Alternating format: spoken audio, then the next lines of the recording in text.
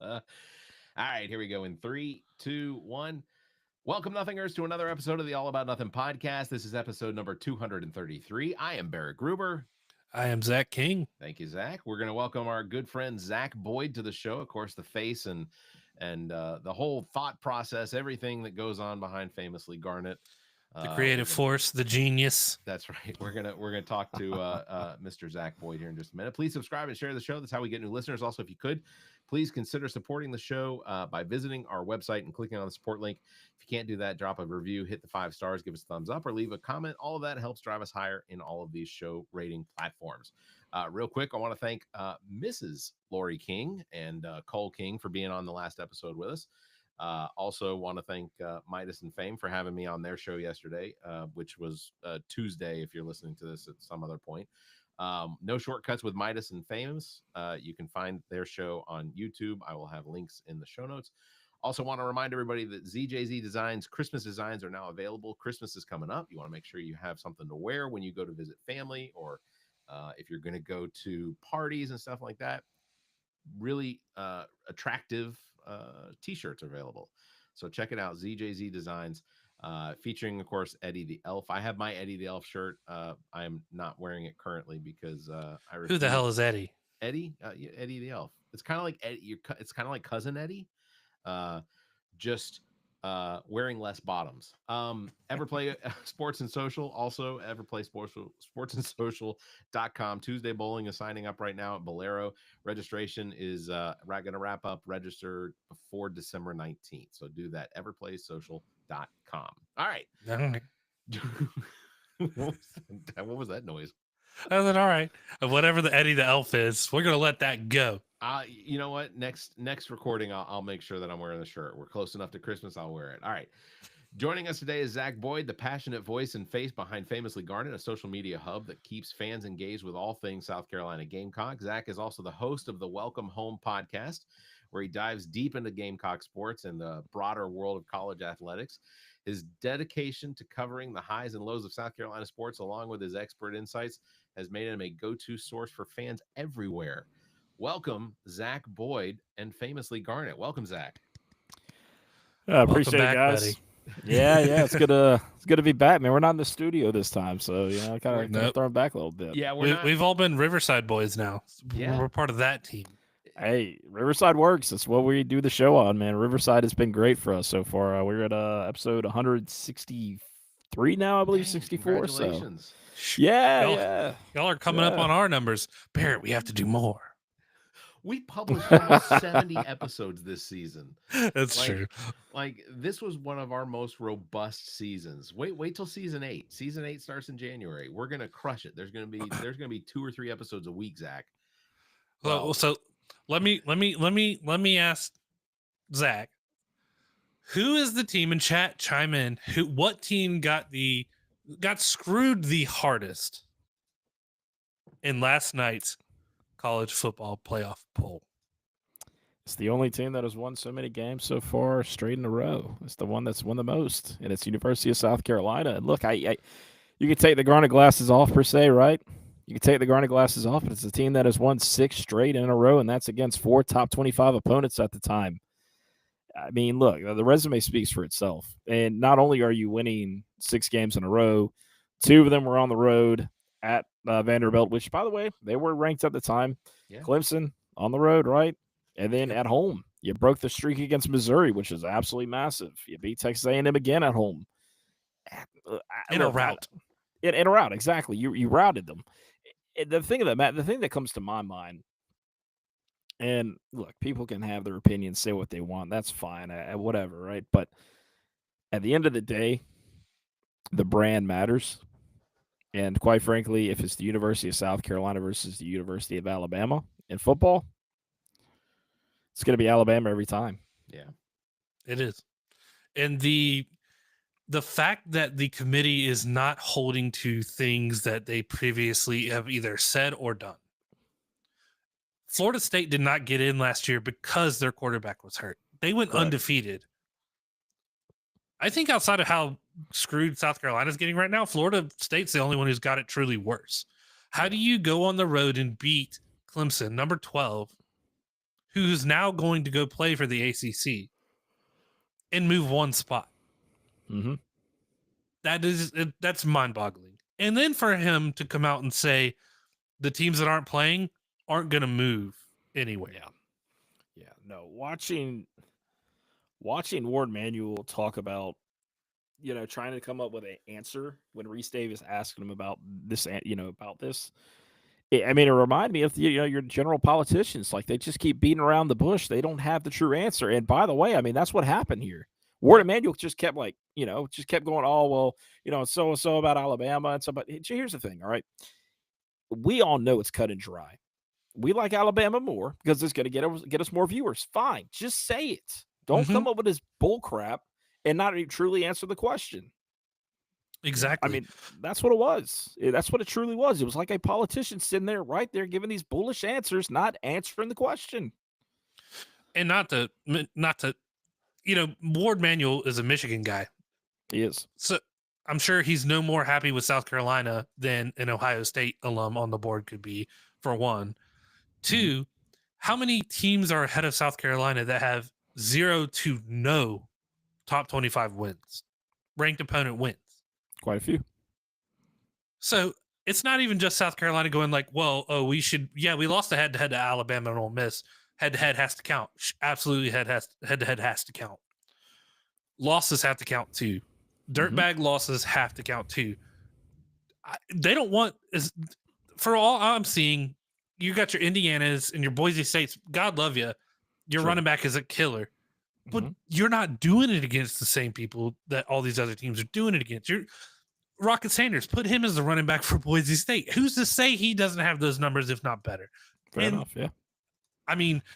It's just so rigged. It's a who's who. And then for Clemson to have their 3 losses and say they upset SMU to get in, you're going, dude, I can't believe that. Yeah. Because they'll look back at us and be like, yeah, you beat us, but look at us. We're in the playoffs. Like, well, and take it back a few weeks ago, right? When the playoff rankings initially came out and South Carolina was ahead of LSU. Yep. And they talked about in this particular episode, in this particular ranking, that the reason why LSU was behind South Carolina, and they took it head-to-head, they understood that. They took that in mind. But they also said, well, where LSU's trajectory is going. What are we doing? Alabama just got blown out by Oklahoma at Oklahoma 2 weeks ago, right? Like, what are we not counting that all of a sudden, right? Ole Miss, it just lost to Florida, and unranked Florida. Hey, granted, Florida's not a bad team. They actually turned out to be a very surprising team this year, but you still lost. You still lost to a unranked Kentucky at home, right? There's a lot of these losses that but Ole Miss and Alabama had that South Carolina, quite frankly, didn't have. And I get the head-to-head, I get it. But why would you say, hey, let's put Alabama in instead of South Carolina and Lenore Sellers, which are the hottest teams right now? And by the way, Lenore Sellers is catching the eyes of everybody right now. Everybody. Yeah, that's a fact. He's a complete phenom. He is. I argued with Brandon Walker. I said, who is head and shoulders above South Carolina? He didn't even name those teams. And I said, who is so much head and shoulders better than Lenore Sellers? Who else would you want? And he said Quinn Ewers. Quinn Ewers was out 2.5 games. Lenore Sellers was out 1.5 games. Their stats are damn near identical. Damn near. But who would you put in a clutch situation to go win you the game? And that's objectively. It's Lenore Sellers. If Lenore Sellers wasn't the quarterback when we played Clemson, we wouldn't have won that game. Yeah, correct. Agreed. Absolutely. So you want eyes, one of the again, another point of contention I had with them, one of the best players in the country right now, one of the most exciting players you should put on television right now is Lenore Sellers. Yeah. And it's not just us blowing hot air. Josh Pate is here with us. On 3 is here with us. Like it's not just that. Like, everyone is saying, it seems like the national media said South Carolina should be in the playoff. We would all love to see that, and the playoff committee just blew their nose and let it go. Like, that is it. Sure. Yeah. You even got guys like Skip Bayless out there that have absolutely nothing to do with the University of South Carolina talking about it. it's gotten to this point, and like, as you guys talked about, with my brand, I'm on TikTok and all these different platforms, right? In TikTok, I see these, different creators and whatnot that talk college football and their level, and they talk about South Carolina getting hosed and not being able to go to the playoffs. I mean, it's not just us. And Zach, you brought up a great point about Lenore Sellers. I mean, who would you take, Lenore or Quinn? And Lenore Sellers, just these last couple of weeks, have 2 game-winning drives. Yep. With Missouri and Clemson. Yep. I mean, and the things he's done, Dabo Sweeney even said it. He goes, you look back at the tape, he's not just doing that to us. You expected him to do it, and then when he does it, it's like a different animal. He's doing it to you, your guys. And he gets out of those things, runs 30 yards down the field, if not getting a touchdown, if not more. The one he ran against LSU took it, 50 yards plus down on the field on them? And not to mention the playoff committee not taking into accountability that, one, we got hosed. SEC officiating hosed us on that LSU game. There's no ifs, ands, and buts about it. It's objectively true. Our boy from Irmo, Eamon Wari, took it to the house. Should not have had that. It's just the most ridiculous things came in the way that they would have given Alabama credit for, Oregon credit for, Ohio State, Michigan, you name them. The Blue Bloods, they would have been like, yeah, let's take that into it because we have to squeak them in. South Carolina, they're like, no, we're just going to look at head-to-head and be done with it. That's all they did. Yeah. And when they did that, it just felt to that point where we were truly never considered, right? When South Carolina, when they first entered the ranking, it was there, and like, all right, people are talking about it. But you beat a ranked opponent in their own house. I don't care how you cut it, but when they're literally just out the top 10 and you jump one spot, I'm sorry, but we're not going over the body of work here. We're going over a brand. I don't care what anybody's got to say. I mean, you can't make an argument about it, or you just go back to head to head. But then again, you just saw South Carolina, but Oklahoma get blown out by, they blew out Alabama. Like, what are we doing? Like, look, when you talk about college basketball, right? College basketball, you can't have certain losses, right? Or you're out. Right. You have quad 4, quad 1s, quad 2s that keeps you in, quad 3s, quad 4s takes you out. Well, a loss to Oklahoma, if we're talking like a college basketball world, that'd been a quad 4 loss. Mm-hmm. And somehow you're still considered to get into the postseason? I'm sorry. I'm not buying it. I'm not with it. I'm sorry. I'm just not. Yeah, but it goes to it's just going to show you that they don't have that impactful loss into anything of their consideration. And 2, I think, and tell me if you agree with this, 12's not enough at the end of the day. Absolutely not. No. It's not enough. No, and the expansion is gonna get to 16 probably by 2026. Maybe something like that. We'll see what happens. But a lot of things have to happen this offseason after this is all done, after college football is over with. For one, you got to take a look at the committee because it's not just South Carolina that is upset at the committee right now. There's a couple other teams. Miami's Lane one of them. Kiffin in particular. Yeah, Lane Kiffin, Ole Miss. I mean, there's a lot of guys that are upset, quite frankly, at the committee. And there's some other names out there, too, that are sitting outside the top 15 that may have a case in some kind of way, right? And then also, one of the biggest questions that needs to be answered is that we need to find a way to stop making these officials part-time. It needs to be a full-time gig. These people cannot be having, like, for example, Jason Autry is a director down in Florida for some kind of service down there in Florida. He is a director. He has a 9-to-5 Monday through Friday. He is a director for a county. Right. Why is he the head official for SEC football? He shouldn't be there. If he wants to do this, he goes to G5 or you go to a smaller conference. But the SEC, where millions of dollars are laid out on the line, by the way, and we got some guy that has a 9-to-5 director job and he just does this for fun, makes a little extra on the side. That's what this is. Then he doesn't need to be doing it. Yeah, it's not rec ball. It's not high school anymore. This is you're literally costing universities that you screw with bad calls millions of dollars. Essentially, yeah, that's what you're doing. And you got to have a dedicated source of judgment, let's call it, laying down to call these games. And you're getting dudes who are just like you said. This is my fun time. I'm a weekend warrior. I come out and do this stuff. The one team that I think they would never have been a conversation, maybe if you expanded it, that I find interesting coming up for next year is Georgia Tech. I think that'll be very fun. I felt so bad for Haynes King after 8 overtimes. 6 hours of football. Yeah.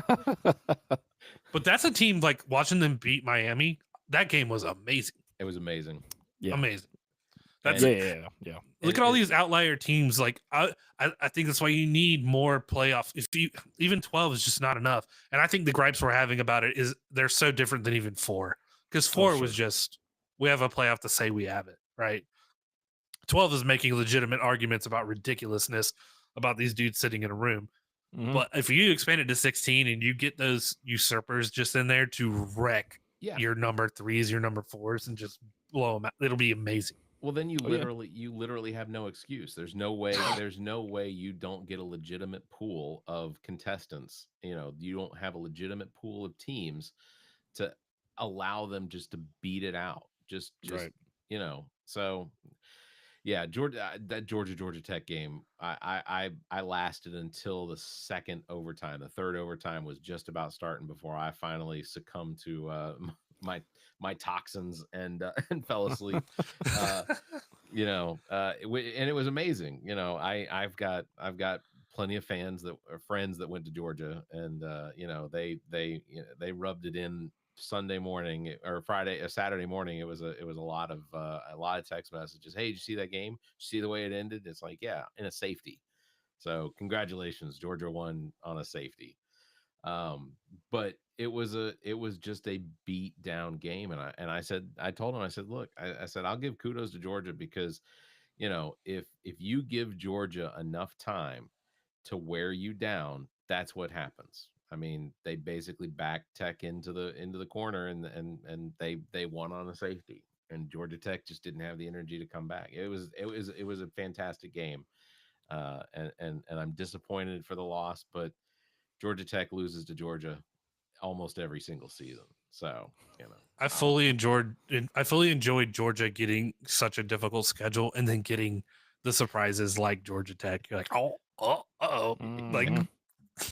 like you deserve it, because there's so many times that we were playing Alabama and LSU and they're just like, yeah, it's basically we got Mississippi State and a really down Auburn going for us.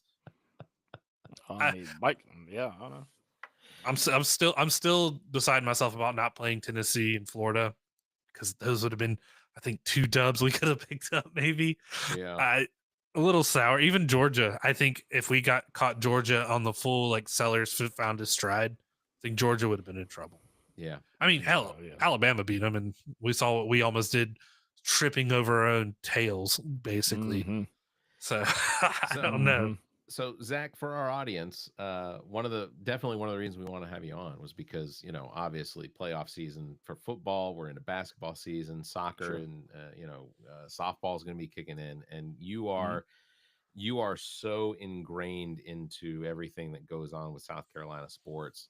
But I don't want to overlook what famously Garnet is and what it represents.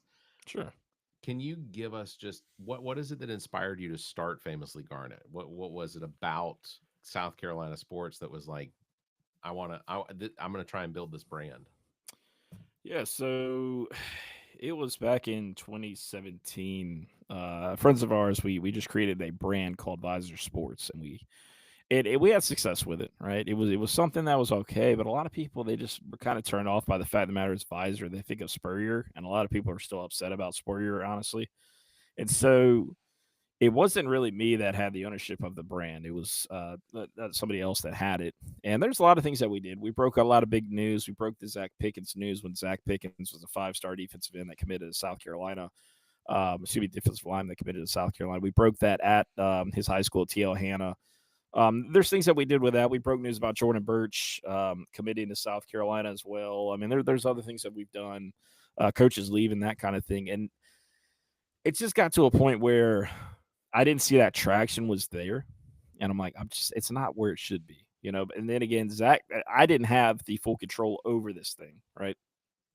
And so I took a moment, I stepped back, I said, is this really where I wanted to, for it to go when I don't have this kind of control on it? So I let go of it, and I'm like, I'm gonna start my own thing.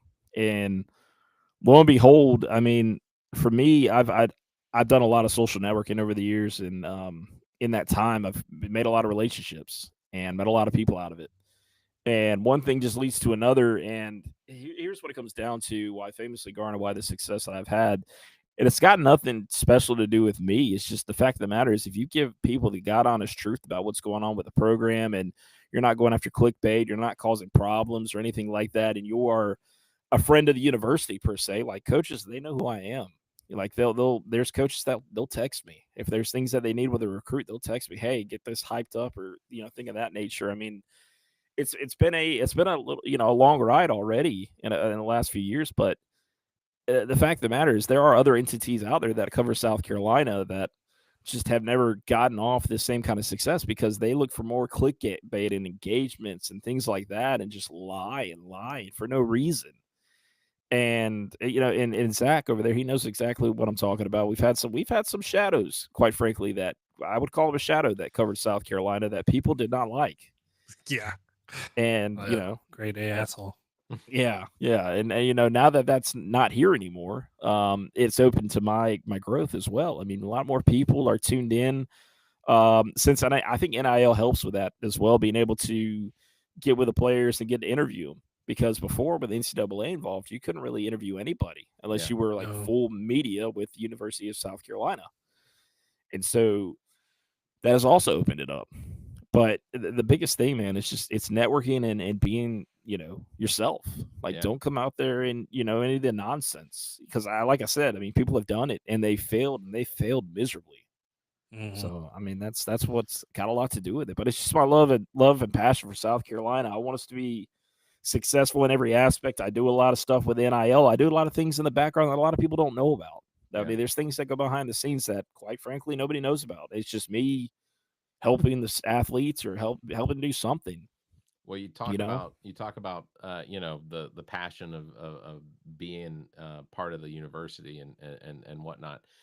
Being a fan of South Carolina Gamecocks, do you find it difficult to find and maintain that objectivity with the platform? Oh yeah, no doubt. The end of the day, there are times that people are going to be upset with you because you have to give them the truth. If somebody's not performing, you give them the truth. Like, for example, Mark Kingston. Brandon Walker. You got Mark Kingston. Put the ball gag back in. Yeah, Zach's talking about you. Yeah. But he would sink his low to be in your frog with a ball gag on too. Oh my god, that's great. But you're saying Mark Kingston? Yeah, we know he wasn't a good coach, man. And you talk to the players that are surrounding the baseball program and kind of talk more about it, and you truly really find out how big of a doiker this guy is. I mean, he was a pain in the ass, didn't care about the players to that extent, like Ray Tanner did, right, with his guys. On Saturdays, for example, during the football season, he would have the guys out there working out and training and everything else. Paul Maneri, on the other hand, takes over University of South Carolina baseball coach. He's letting these guys enjoy their Saturdays, go to football games, be a student. Yeah. Things his like behind the scenes have been fantastic. Just watching him, just watching him talk to us, making jokes. Like he was telling, who was it? I think it was Roman Kimball. He's like, "What, you got your sunglasses on? There's what do you got those out here for?" And he's like, "Well, you got yours on too." And he goes, so I do. And he just like walks around. Just the foolish stuff he does. He seems like an awesome coach to play for. Yeah. He's very Ray Tanner-esque. He has those vibes about him. I've had a couple meetings with Coach Maneri, and he's a genuine guy. And when Ethan Petrie, we talk a lot. Ethan Petrie and I, we talk a lot. And the thing about it, he's like, Coach, let's just be guys. Let's just be students, college students. Let's just enjoy. Where it seemed like it was more like ran like a business when Coach Kingston was here. They didn't let him, let those kids play. It's kind of like with Will Muschamp, the same thing. I have friends that played for Will Muschamp, and they'll tell you, he was straight business, NFL basically, straight business guy. Don't let didn't care about those guys having fun. If it's your birthday, it's just another day in the year. The whole thing with Thanksgiving, right? He had the thing about Thanksgiving. Thanksgiving is a meal, not a day. Coach Boomer, that was so I hated that. And the best way I put it was for Muschamp, it was a stop along the way. He at no point had any heart or gave a shit about setting any records or anything like giving. He just didn't. This was a stop. Uh, and you do with Shane Beamer, the literal culture he brought here. He had a culture war with Stoops at Kentucky for 2 seconds, and literally the culture blew Kentucky to the plummeting depths that there are right now. I mean, watching Kentucky fans think they were going to, one, beat us, two, badly, and watching them get just run out of the house was fantastic. Couldn't happen to a better program. But it takes that buy-in, that brotherly love, one unit. Beamer was talking today about having 3 sets of brothers on the team. And he goes, what other kind of universities breed the kind of love and brotherhood that a parent is not only sending one kid to, that they see how much fun their kid is having, how successful they're being as a student athlete, that they're like, the other one has to go. Like, all about it. Please, if that's what you want to do, go join your brother. And I was like, that's absolutely right. You have just this camaraderie with this team. Yeah, I think one of the coolest things that I've seen come out of South Carolina, like the last year or so, is some of those social media posts where Beamer will walk onto the field and during practice, and he'll have the whole team pull around, or the whole offense or the whole defense and whatnot, and he'll start shining on somebody with accolades from the last 3 or 4 games, and then at the end of it, he's like, "And guess what? You're going here for free now." And like, it gives me chills every single time, because with NIL and everything like that, there's money available for things like that fall outside of the scope. But like, it is such a cool thing, because and I will say this, and Zach knows, Beamer was not it for me. And I'm not a huge Carolina Gamecock fan. I'm a Georgia Tech fan, but like, that's the home team, so I definitely root for them. But like, I wasn't all in on Beamer two seasons ago, because it just didn't seem like there was the discipline. It didn't seem like the players recognized him as being the guy that was going to crack down on when they made the mistakes. I mean, we had guys walking into running into the end zone, dropping the ball before they crossed the line. And sure. And I see those things, and it's like, Beamer's he's got to come down on that. He's got to work with them to better the discipline. But this year, completely different turnaround. I mean, this is a team, when you watch them play, they're playing with so much heart that I just didn't see before. I think you get a lot too. I'm with you, Barrett, when it came to like, listen, I don't want that lovey-dovey shit. Oh, that kind of thing. I bought into it when Shane came, but Shane can be cold too when it comes down to it. He spoke today. He had players that they were trying to recruit, and until they got on the 6-win kick, they were calling him back. He goes, "Oh, you didn't want me back then, so no, you're not going to have me now." Yep. And you need that, so you know that he's cold. When players elected to go to other schools and then said, "Can I come back?" and the way they left wasn't copacetic for his program, he absolutely not. So he's picking these guys that are bought in, which it stands for something. It's like almost an intangible thing that someone like Coach Beamer has to be the one to figure out. And I think it's clearly working. Yeah, right? It's working. Yeah, absolutely. Zach, I want to ask you, what's been your favorite moment up until now, with this whole famously Garnet, just this journey that you're on? Honestly, there's a couple things I would say. The first one, when I was invited to cover the Manchester United Liverpool game, that was rad. I was blown away. Honestly, like I when I got the email, dude, I dropped my phone, like started tearing up. I'm like, no way, this is real. Like, this can't be real. And then like I looked at it again, and it said, and I was like, no way, man. Like this, like insane. And so that right there got me real good. Because as most of y'all know, I mean, I cover the men's soccer program. I'm the only person to ever do that. That I know of, that outside entity. The only ones that cover University of South Carolina soccer program are students, basically, for the university. And then general, you'll have maybe John Whittle out there from 247 occasionally out there or something like that, but nobody there every game. And I made a promise to Tony Ann, or Coach Tony Ann, and I said, look, man, I said, I want you guys, because he just got to South Carolina, basically, just got to the university at the time. And I was like, look, man, I said, I have a platform And I think it'll be good for you guys. Like, I think I can help get you some, views and some engagements and let people see the true, meaning behind your program. And he took me out. He took me out on it. Like, he said, yeah, come on.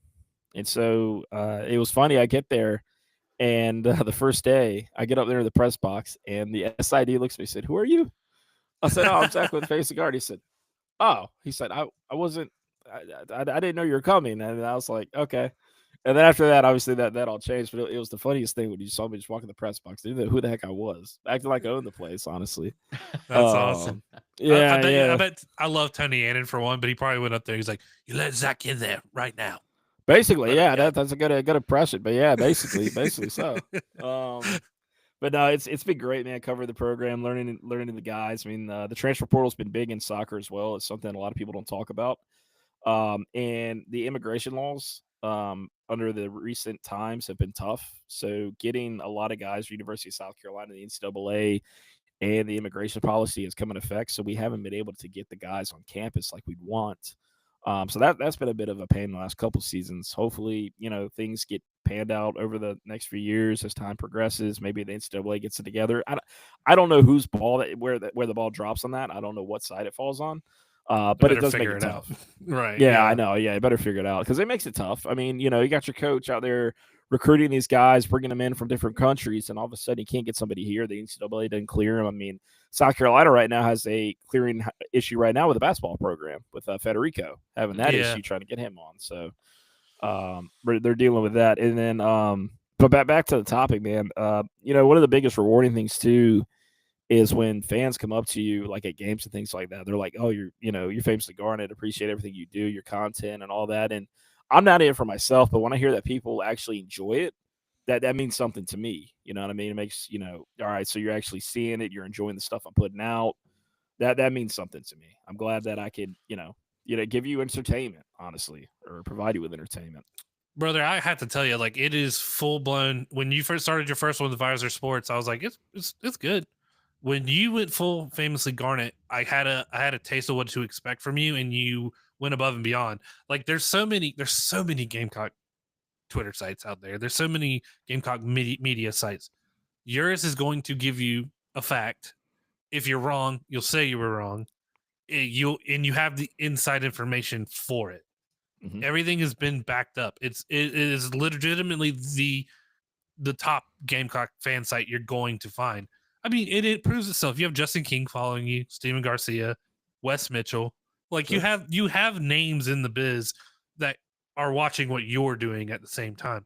I mean, hell, do you have coaches I don't even know about following? I looked at the list for a minute. So it's people are watching what you're doing, and it's paying off. Even when you got the invite to the Senior Bowl, the Reese's Senior Bowl, didn't Spencer Rattler play in that one? He did. So you got some questions in with him, right? I do believe I remember seeing that. You're there, dude. You're doing it. Keep moving. Keep pushing. It's amazing to see. I've known you now for it's getting close to 20 years. I know. I'm gonna go lay down. Man. I'll see you guys later. It's been a minute. But just watching you grow and watching your platform move how it does, and the content you put out is amazing. It's truly. Zack, how does the Welcome Home podcast complement Famously Garnet? Yeah, so Welcome Home podcast, there's a story behind that. So my co-host Q, and then the founder of it, his name is Sin. We call him Sin as a nickname. Big Cindarius Thornwell fan. And but Q, he basically grew up with me before I got to Chapin. So originally from Chapin at that point. That's who I claim. Didn't get to Chapin about the 4th grade year of elementary school. But before then, I was between Irmo and Dutch Fork. And at the time I was at Dutch Fork, I was playing rec ball down there out in Harbison, where Harbison used to have rec fields and all that. They don't have it anymore. But they used to have a lot of rec fields down there. We used to play recreation ball, Little League, and things like that. And we just put 2 and 2 together one day, man. We were all just like talking in a group chat on Twitter, like, we just started talking. It's like, yeah, I used to play, rec ball over here. Yeah, where at? And then you tell him, oh, wait a minute. And I'm like, yeah. And he's like, oh, you played for Johnson Control? I mean, yeah. He's like, I did too. And so you're like, whoa. And then you look at and then he had the picture. And then there we are in this damn team pick. I'm like, oh my God, dude. Like, we played ball together. Like, that's insane. And so Small that world. I'm telling you, dude. So that happened. And so Sin was over. He was the host of the Welcome Home podcast for a while. And he got tired of it. And so I was like, well, I'll take over, man. I've got a vision. We can make this thing bigger. And so we're doing it like this. We're doing live shows. We're averaging a couple hundred people on Twitter an episode, a few hundred people on Facebook Live an episode. It just depends. And then we just recently started doing TikTok where we'll go live. We can't do it like the format that y'all are doing it, but we do like a kind of like I'm live, and then I'll have him as a guest basically. Yeah. And so he'll be there in the background, so we can have that conversation like normal. They just can't see him on camera because they don't have X amount of followers, but it's been great, man. We compliment each other. Q and I. He's got intel as much as I do. He knows people in the program like I do. And at the end of the day, it's just relationships that we build. And man, like the players, the families, like the players' families, like Lenore Seller's dad, Norris, he loves us, man. Like he came up to That's me. awesome. We met up after the A&M game, like after we beat A&M, and we just started talking. I'm like, I went up to him, I was like, man, like, and man, I was about to start tearing up when I went up to him. Like, man, I said, that came from Lenore tonight. I said, that's the growth we're talking about. That's the development. And he's like, that's it. He's like, that is all it ever needed to be. I'm like, I told fans this. He's like, I know. He's like, I called the last episode. So I'm like, man, so it's awesome, though, man. It truly is. It truly is. And to be able to turn this into a much more positive situation to where it used to be with this program and the entities that would follow and cover it, it's a blessing, honestly. And I'm hey, man, that's what it's about. That's what it's about. It really is. It's such a cool journey, and the fact that because you still have a day job though, correct? Sure, Like I do. all of what I see publishing on Facebook and X and everything, like you know the fact that you have the ability to do that and have a family and a regular job is just Zach, are there's you a vampire? Do you not sleep? I mean, there are times. I mean, I might be editing till the AM-ish hours of the morning. It's one of those things. It's getting tougher though. I'm not gonna lie. It's been real tough, and holding a job in the corporate world, right? And then doing this on the side, it kind of takes you out of it. You're like, you do your job in the corporate world, right? And then you do this on the side to get you out of it. But it's also at the same time, it's like I really want to be doing the famously Garnet thing full time and just get out of the corporate world in general, because it's all about following the American dream, right? Following the thing that you want to do in life. Yeah, for sure. And if you love what you do, you never work in a day in your life, right? So it's like, that's what I get it, bro. Yeah, that's what they say. Yeah. Let me put this little bee in your bonnet. If South Carolina or Welcome Home podcast does not use Coheed and Cambria's Welcome Home that we all know from Guitar Hero at some point, I'm going to lose it. Like, it's just so apropos for the entire thing, and that song hits so hard. Yeah. Like, everybody knows. Like, maybe one day we run out to the field on that after 2001 plays. I don't know. Maybe some Welcome Home. Ever since Welcome Home was like the moniker for everything, for all the commits and stuff, I was just watching. I was like, at some point, this song is going to play and they're going to vibe. It's going to be amazing. It's never happened. So I'm throwing that task to you. It has to happen. I got to hear it one day. So I'll see if I can get Justin King's ear about it. See what he has to say. He follows you, so I'm sure. Just let him know. I'm trying to find the picture I took with Lenore Sellers at the Fireflies game earlier this year. He finally had to look at Barrett and said, "If you leave me alone, I'll take a picture." Look. He was a gentleman. I joked about him wearing glasses, and then how long did he go into the season before he started wearing contacts? What, the second game? Yeah. But that's because people kept going, I don't think he can see. I was like, I'm pretty sure he's been wearing those glasses a lot longer than you have. So I don't know. Yeah. He could see. He was fine, but the contacts, I think they probably help. So, let me ask you this. College, how do you see the future of college sports media coverage evolving, and how does famously Garnet fit into that plan as far as how are you going to adapt? Yeah, so I think as time progresses, NIL is going to become a much more steeper thing. These players could get a big, quite get a big head in their mind, thinking that their value is worth more than what it could be. And essentially, the thing about it's got to come down to if that happens, is it, what is their cost going to be, right? Because I Yeah. mean, some of the guys we did absolutely pay to get on the show, and as we should have. I mean, it's paid for their time. It's going to them. It's part of the Garnet Trust. I mean, why not? Why not? So kind of looking at that, it depends, right? I will say this: the way it can not try to get off too topic here, but the Garnet Trust and NIL for South Carolina is becoming bigger and bigger by the day. So we're seeing a lot more donations come through, a lot more people joining the Garnet Trust, and this has got to do with the success for one that South Carolina's having on the field, and it's also got to do with what we can put out there. And as a platform, if as somebody for South Carolina, if I can get out there and tell people to donate towards NIL and they listen, which by the way, I went on a tangent the other day in an episode, and apparently I got 10 people to sign up just like that. Don't know what it took. Don't know what they're putting in it. I don't care, but apparently it works. So, but kind of looking at that, really, man, is coming down to NIL, and I think it just gets easier, man. I think Yeah. it just gets easier to really get in there with the program. As far as on my side of things, because the way things are right now, I don't have to answer to anybody. I don't have to answer to the SID of their football program or basketball, baseball. I can have my conversations as freely as I want. Yeah. You know. Yeah. So I mean, that's really about it for that. As a Gamecock fan, what's your earliest memory of being a Gamecock fan? Like, what's the first thing that you can remember that I guess is that memory that like set the stone that this was concrete now. Yeah, I think, man. So there's a couple things, man. We're going to the earlier football games with my dad and whatnot, but the seasons of the 06-05 years was Sidney Rice and guys like that. Watching them play, that did a lot for me. Really fell in love with the sport though in college football in general at the University of South Carolina in the 06-07 years. I didn't really back when I was younger. I didn't know if I was going to go to that full sport route because I liked I liked skateboarding back then. I liked the old Pokemon card route. You know what I mean? Video games. I was into everything, but it just got to me in sports at the end of the day in high school. It really opened up. And I just, as Zach could tell you, man, Chapin was really big with sports. I mean, the NCAA tournament came around. They'd have all the TVs in the library on, have the different games Yeah, on. Like that for was sure. love. Like there's schools would do that, Mm-hmm. And so I think that had a part of it, man. My freshman year, the new assistant principal, who's now a doctor, now is Dr. Ross.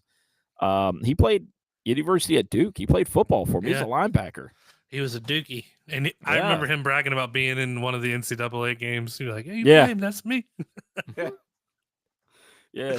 So man, the high school years, man, is what I really fell in love with it. And we traveled, man. We did a lot of traveling for the university. We College got to World do Series of 2011. we got to do the drill on the high school field a couple times. Oh yeah, With we were ROTC buddies.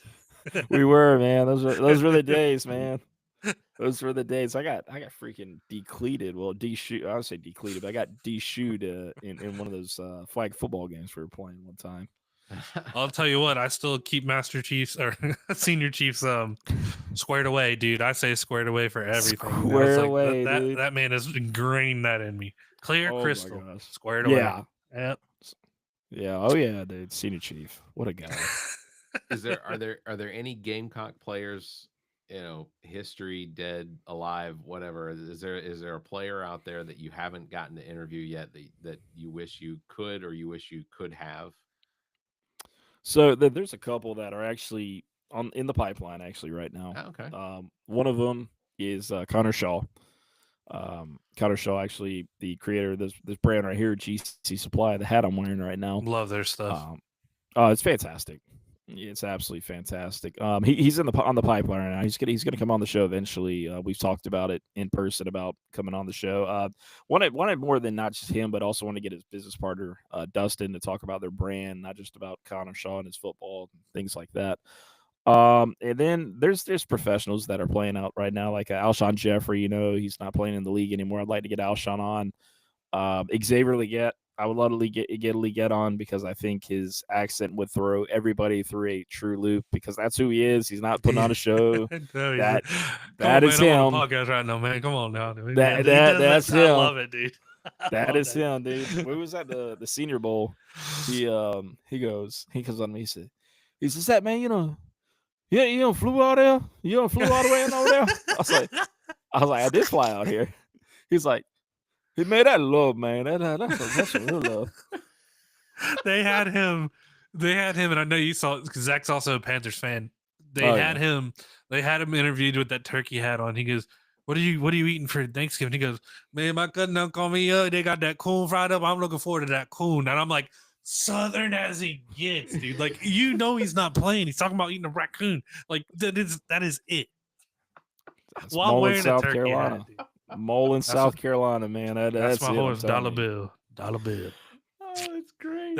Like, even when he was interviewed at South Carolina, every time if I'm watching an interview after a game, it's Xavier Leggett just to hear what the hell he has to say. Mm-hmm. I tell you what, between him and Bryce Young, and the Panthers, I did not have any fear of beating the Panthers twice this season, but I seeing them play the past few games, several weeks. I mean, Carolina looks like they're making I mean, they're not going to make it to the playoffs, but they're making a run to make sure that they're going to piss some people off at some point this year. Yeah. As long as you keep putting Adam Thielen on that stretch rack so he can go make these ridiculous end zone catches. Mm-hmm. It's all right. Do what you're going to do because you're doing a little bit better than we expected. Not as good as we want, but it's just it's been so hard. It's been so hard. Zach, do you have any game day rituals that you go through before a South Carolina game? So I try to go to Gamecock Walk every time they do Gamecock Walk for the when the players and coaches come by, just out of respect to them. But what I also like to try to do is get down to Bernie's on game day. I like try to get down to Bernie's and get the special if I can. If I can't, I'm disappointed. But last time I was at Bernie's was the A&M game, and we saw that game went. And then previous to that, it was what game was it? I think it was Kentucky. It was Kentucky last year when Darude came to town and played Sandstorm. So that was cool. Yeah. Oh, that was a moment. And I met Darude after the game, and I tell you what, that guy is so cool, so nice, super nice guy. Super nice guy. People listening, if you don't know, Bernie's is the best fried chicken in Columbia. Preach. So it is. The only person that's even going to come close to rivaling it is White Rock Quickway. Yeah, right. White Rock Quickway. It's pretty close, but that's not in Columbia. That's in White Rock. I have a fun ritual for game day. I did it one time with old Shane Beamer right here. We have a mezzanine in my house that looks over my not approved. I can't let that one go out. It looks over my living room where we watch the game and stuff. I always stick Shane right there, like as if he's just looking down, and it scares the shit out of my wife. She'll walk through and be like, "What the fuck?" Like think someone's staring at her. I'm like, he's here for the game. Like he's just. We won the first one. I did it. Now I'm not going to stop. So my baseball side comes through heavily. I'm like, no, we have to. Zach, that does feel disturbing. Like at some point, poor Shane's going to become so worn out, his head's just going to be bent over. He's like 3 years old now. He's steady, and they have another one at the same gas station, and I can get it if anybody wants it. Is it the exact same thing? Exactly the same. Yeah. That's hilarious. All right. Well, okay. So speaking of Shane Beamer, and I know we've all pretty much diagnosed ourselves as fans. What are your thoughts on Shane Beamer's leadership and direction up with the football program up to this point? Yeah, I mean, Shane's been fantastic. I had my moments in my reserves before when he first got with the program. And the former players, they really fought for him. They wanted him to play at to come coach at South Carolina really bad. And I mean, Barrett, you already hit on one thing too about discipline, and I was right there. I'm like, I mean, he's still younger. He hasn't truly had this experience as a head coach yet, so I didn't know how it was going to go. And being around these different players, interviewing and talking to them, they really let you know who Shane is as a person. And like for example, with Lenoris, we had Lenoris Sellers on earlier in the season. Him, Jalen Kilgore, Debo Williams, guys like that, and they were talking about what it's like to be with Coach and will he bring the hammer down. and he absolutely will. He'll bring the hammer down. He'll let you know. I mean, he'll put people out on the spot. He'll call you out. But the way Shane has done things at University of South Carolina and the mess that he had to clean up, honestly, before he got here. I mean, my goodness, the problems that Will Muschamp created, not only at the University of South Carolina, not only in Columbia, but South Carolina, but the whole state of South Carolina, was an absolute mess. I mean, these high schools wanted nothing to do with this university at all. None. And that includes donors. He had to go to apologize to donors because of what happened. I mean, it was an absolute travesty, the things that happened before Shane got here. So fast forward to all of that. He's cleaned up all these messes. He's got all these fans in his corner now that he's winning games. I mean, it took him, for him to win games for fans to get on his side. But it's a whole thing with this team.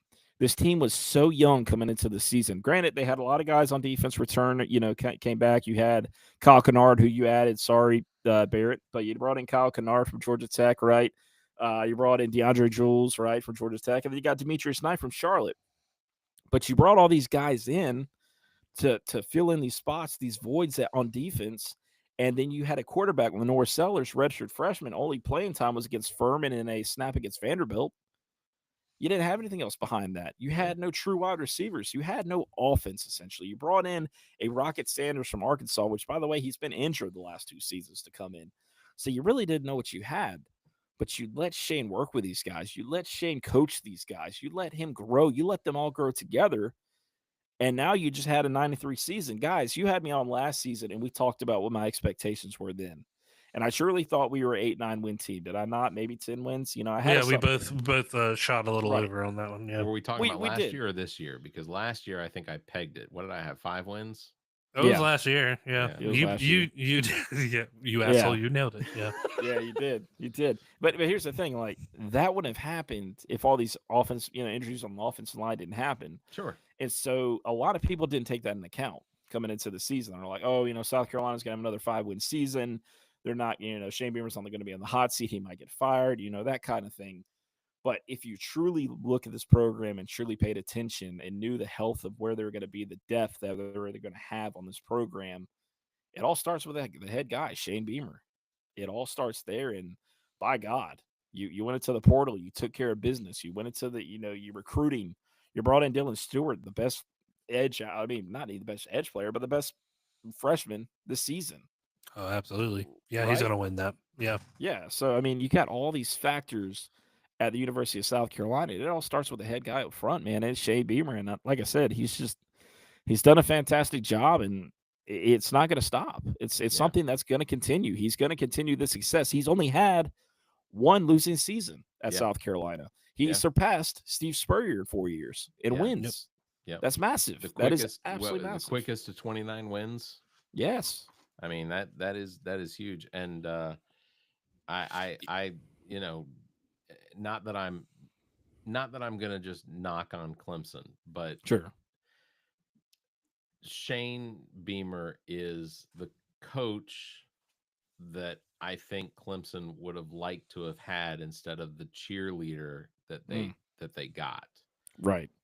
So before even his analysts that he brings in, though, Mike Shula and stuff, like, you're just like, these are pretty big names just to come analyze some ball. Mm-hmm. Well, it's wild. I'll ask you both this: over under is 3 years. How long before Dabo is no longer at Clemson? Over 3 years, under 3 years.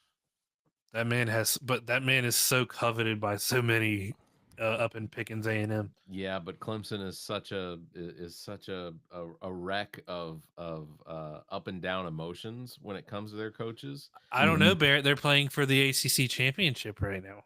Blah blah blah. I mean, come on. Yeah, I think most rational people see that for the joke that it is. Yeah. I think honestly it comes down to what happens on Saturday. If Clemson gets ousted, right, they don't go to the playoffs, I think that's going to put more heat on Dabo. I think it's going to put more heat on Dabo, and I think it ultimately comes down to the transfer portal next season. If he doesn't use that portal, he's going to be out in 3 years or less. It's going to happen because you're not evolving with the game. It's going to get to a point, it's stale. The board's going to make a move. It's going to happen. The AD is going to have to make a move on that. What is his argument against it? So, way I was told, or way I read, Zach, and correct me if I'm wrong on this, but he said, "Why bring in these guys from the portal when I can recruit basically who I want and kind of do it from there?" So, which is, exactly it's a very that close-minded way of handling the whole situation. Because I mean, I've also heard that he didn't handle people leaving, transferring from his program very well either. He didn't. You know, and it's a very closed mind way of thinking, and also the same fact. It's like, so you're telling me, okay, a Kyle Kennard or somebody like that, or Rocket Sanders could have helped your program this season. Like Clemson can't truly tell me that having somebody like that could have helped them. Like an inexperienced defensive line could have brought in a guy like Kyle Kennard, had the other side eat while Kyle Kennard was, giving pressure, or vice versa. But you can't tell me that if you're not bringing in people into, pop in these different positions to help out, it's gonna change things. I mean, like, if you don't do it, then what are you doing? Like, you're not doing yourself a service. Like, this game has changed. It has evolved. Yeah. So you want your freshmen to go against juniors and seniors from the transfer portal? Come on, man. That's just a dumb way of thinking. Like, experience over. I mean, come on, man. That's a very he's so old school mentality that he's trying to just keep it purely recruits when everyone else is you have that Model T when everyone else is passing you in a Tesla, like, for the most, like, it's just, don't keep up, you will suffocate and die. I think the 3-year mark is a perfect. I think it could be one more year of just mediocrity. People are going to get pissed, and then that second year they're going to be fire. Do it or don't. It's all it took for Tommy Bowden. I mean, they were only into I guess they were only really into one bad season, and it was, they cut off his head. I mean, just brutal. TikTok just told me inactivity detected. I'm live. Do I have to touch my computer? I don't know. Maybe. Let me move it. So the last question I want to ask you, Zach, before we move on to 7 questions, because you haven't gotten a chance to do these yet. Oh, man. What's your perspective on this, on the whole conference realignment for the SEC? I mean, look, I'm not a fan of bringing Texas and Oklahoma in. I wish they stayed in the Big 12, but I think at the end of the day, I think this thing is going to work out like the NFL. I think at some day, I don't know when, but I think it's going to be like NFC, AFC at some point. I think it's going to be cut, and I think the NCAA is going to be obsolete. Honestly, I think it's going to come down to that. But for right now, bring in Texas, bring in Oklahoma, I don't quite understand it. It just doesn't make any sense. Sure, you add more revenue, more money. Okay, I get it, right? That's all it is, essentially. Bring more money to the SEC. Big whoop. But it's going to kill the rivalries, honestly. Like, it's going to kill your out-of-conference rivalry. Like, Clemson, South Carolina may not exist anymore in the next couple of years because of what's going on with this conference realignment. Because if you, for example, you just saw it. South Carolina beat a top 10 or top 15 Clemson team and only moved one spot in the college football playoffs. Yeah. So you're telling me if maybe that was a Georgia or Tennessee there instead? I don't know. I don't know, but I think it's going to come down to where things like that's going to happen. I think you're going to see more SEC games for one to get to the playoffs. Yeah. I thought it was funny, but not SMU and Stanford funny. So, like, that's still in Cal. What the fuck is? You're literally the Atlantic Coast Conference, and you're picking up Pacific Coast, Gulf Coast. Like, I didn't understand. I didn't understand it when the SEC added, Missouri, when we added Missouri, right? At least you can take that southeast and alter it each time. You can just make that swoop of southeast. If we have to cut it like a line like this down half of it, at least you can make it work. When you got coast in your name, a specific one, it's weird. It's definitely weird. It doesn't make any sense. I feel like we're just pulling names out of a hat at this point and selecting them in different places. It does. I think Cal was so funny because if you've ever seen their stadium, half the time it's raining and it's just on the rocks of the ocean. It's like, what is this place? Like, I would hate to be like Cal and Stanford are on your schedule. You're just like, shit, I'll go to Texas, but I'm not going to California. Oh my God, Please. yeah. Imagine how basketball has to feel when there's tournaments going on. Oh yeah, Good yeah. job. I hope you like the jet lag, everyone. 100%. Yeah. Mm-hmm. Well, Zach, we really appreciate you being on this week. Yeah, You know, make sure to follow Zach on Famously Garnet across all social media because he keeps himself busy for it, and he does it to make sure that we're all well informed. You know, just all the links are in the show notes, so definitely check that out.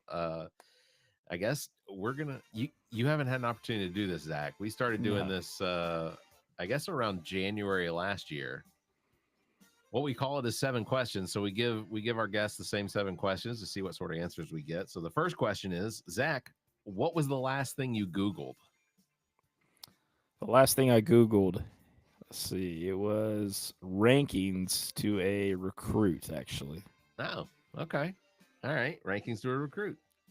Zach, second question. If you could have one superpower, what would it be? Ooh, one superpower. Give me teleportation. That's the second time we've had teleportation, isn't it? Because wasn't Zach, you're muted, but did we have I think Cole. Was it Cole or Lori last week that was like teleportation? Yeah. Give me teleportation. All right. Sorry, I got to hop off, guys. But All right, Chief. I don't know who told you, Zach. We're having twins, and she's not feeling good, so I gotta Oh, go good, see what man. she's up to. Thanks so much for being on, Zach. Yeah, absolutely. All Absolutely, right, man. Zach. If your life were a movie, what would the title be? Life for a movie, what would the title be? That's a heck of a question. Let's see. How does he do it? How does he do it? That's good. Yeah. Hey, that's good. That's good. It doesn't give away the plot. That's good. Sure, All right. sure. All right. Fourth question: if you could eat one food for the rest of your life, what would it be? Oh, steak. Steak? Just steak. Steak. All right. That's a good pick. How do you take your steak? Oh man, gotta go medium rare, man. Okay. All right. That's my pick. Because look, here's the thing.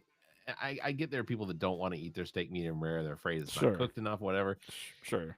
You get it medium rare, that steak is still cooking on its way to your plate. Like Mhm. by the time you cut into it, it's almost medium, Mhm. unless it's done right.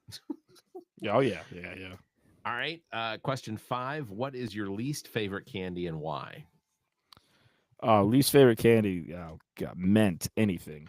Anything. Like York's, that York peppermint yeah. patty. Oh God, why are we mixing chocolate with mint? Like what are we doing there? I will say, yeah, my son comes home from work sometimes with a box of Junior Mints, and it's like, why did we do this? I'm not a fan either. Mine is black licorice though. I can't Licorice, yeah. I can't tolerate black licorice. All right. Question number 6. What is one strange talent that you have that no one knows, or that you'd be willing to tell people? Strange talents. So I can make I could do Stitch's voice. Can you? Yeah. Would you? Yeah, I can. All right, let's do it.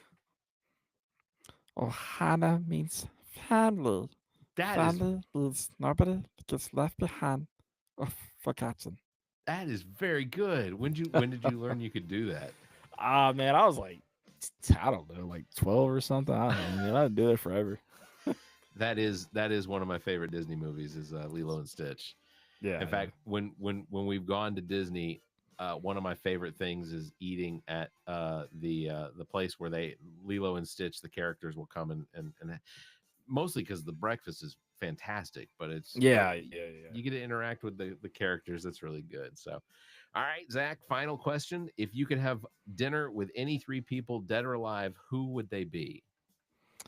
If I could have dinner with any 3 people, dead or alive, who would they be? Let's see. All right, one would have been the late Chadwick Boseman. Okay. Loved everything about the guy. Originally from South Carolina, so shout out to him. Yeah. Show him love. Trying to think another one. Michael Jordan. Okay. Yeah, I like to sit down with Michael Jordan, kind of really get into what he's got going on there.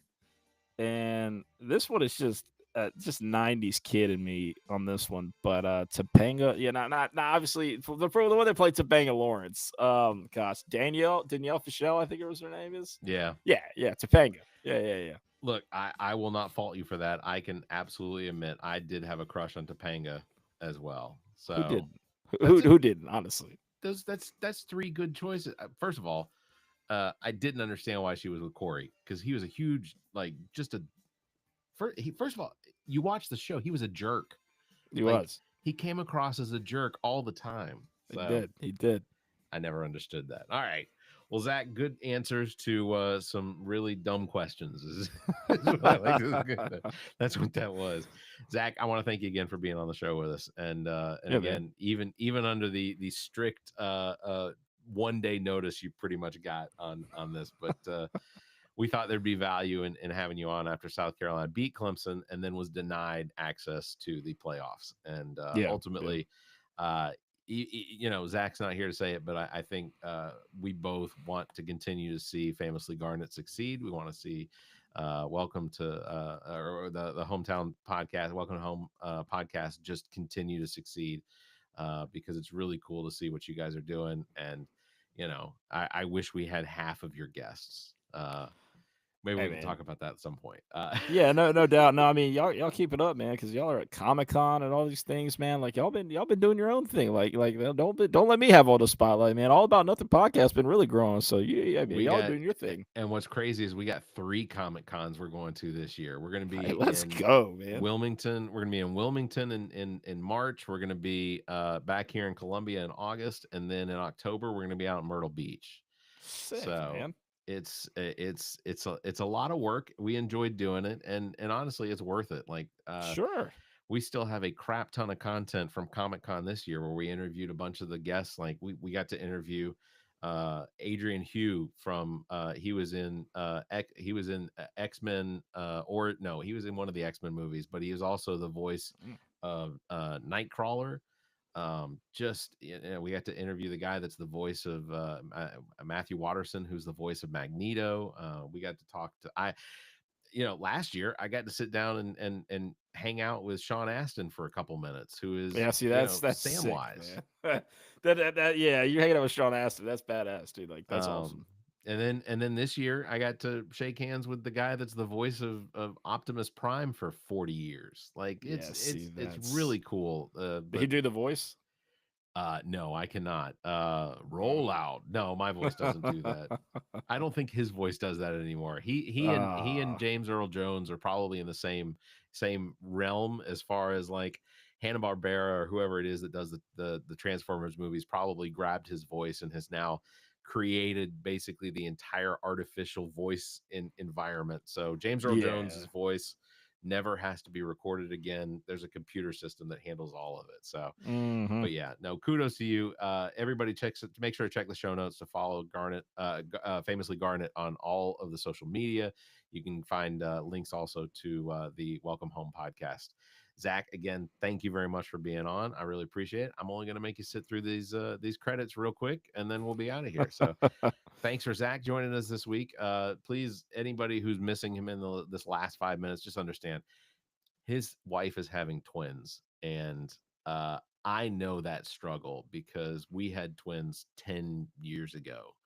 And it gets better. It does get better, but Zach's in that period of time right now between the late pregnancy or moving from pregnancy into the birth, and it's extremely uncomfortable. So I totally get it. So we'll check in on Zach next week.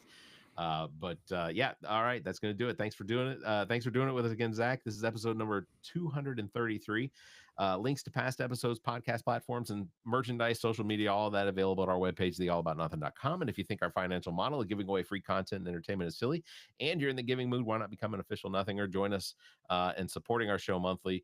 Members get early access to this episode as well as exclusive content, or you can make a one-time donation through the same link. If you'd like to be a part of the show, you can be a part of the show by calling and leave us a message, 803-672-0533, or you can email the show at theallaboutnothing.com or join our Discord server. Links are available at theallaboutnothing.com. Thank you again, Zach. Thank you, everybody, for listening. You all stay safe. Have a great week, and keep your hands to yourself. That was good, Zach. Thank you. Yeah, man. That was good. Yeah.